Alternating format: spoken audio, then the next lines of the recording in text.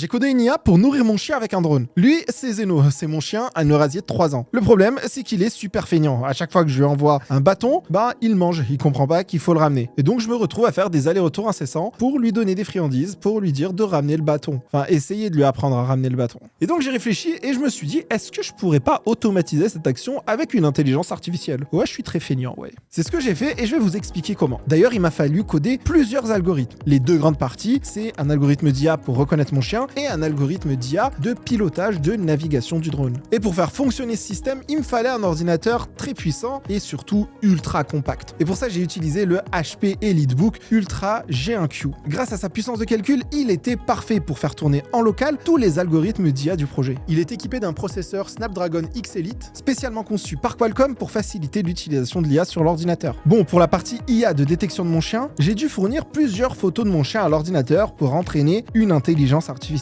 qui allait reconnaître mon chien. C'est ce qu'on appelle un algorithme de classification d'images. On donne une image ou une photo à une IA et elle va nous dire ce qu'il y a sur l'image. Et c'est super important de le faire rapidement. Parce que si le drone, il localise mon chien à un endroit, le temps qu'il a mis pour le localiser, peut-être que le drone, il a fait 2, 3, 4 mètres. Et s'il prend une décision, en vérité, il va la prendre dans le passé et ça risque de créer un gros bazar dans le système de pilotage. Et j'ai donc entraîné l'algo sur le HP EliteBook Ultra G1Q et ultra rapidement, j'ai eu des résultats qui fonctionnaient. Je donne une image et il me retourne où est-ce que Zeno est. Et évidemment, ça marche même avec une vidéo. Et le truc ultra pratique de l'ordinateur HP EliteBook Ultra G1Q, c'est qu'il intègre directement en local la puissance de l'IA générative. Ça veut dire qu'il a des fonctionnalités boostées à l'intelligence artificielle, comme le HP AI Companion. C'est un assistant d'IA directement intégré à l'ordinateur. Je peux par exemple lui demander de me fournir un bout de code pour démarrer le système de pilotage. Bon, après avoir développé tout le code de pilotage, il reste plus qu'à le tester. Et vu qu'il faisait ultra froid dehors, j'ai décidé de faire le test dans mon garage.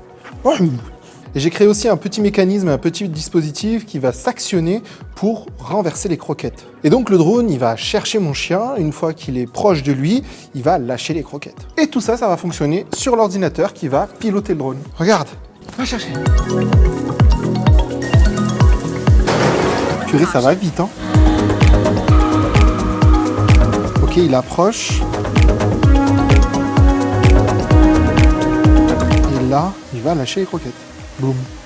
Zeno, il se régale, quoi. Et voilà, plus besoin de me déplacer pour nourrir mon chien maintenant. Bon, et au-delà de cette petite démonstration amusante, ces avancées technologiques, elles pourraient permettre demain d'envoyer automatiquement des médicaments dans des zones reculées, voire même de surveiller des forêts. Oui, parce qu'à la place de détecter mon chien, on pourrait par exemple demander à un drone de détecter les incendies dans une vaste zone. Ou si vous êtes un gros flemmard comme moi, on pourrait aussi utiliser ces systèmes pour venir vous servir votre café dans un restaurant.